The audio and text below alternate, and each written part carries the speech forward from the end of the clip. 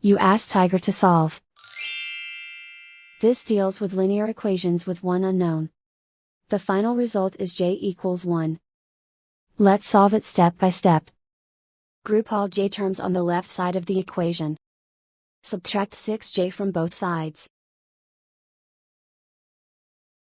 Group like terms.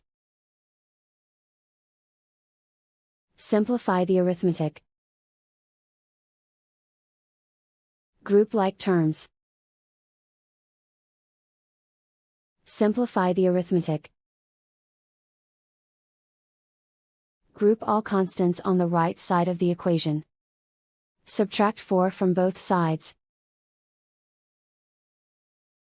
Simplify the arithmetic.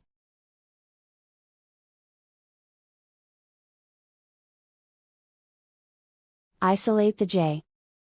Divide both sides by -9. Cancel out the negatives. Simplify the fraction. Cancel out the negatives. Simplify the fraction. And so the final result is j equals 1.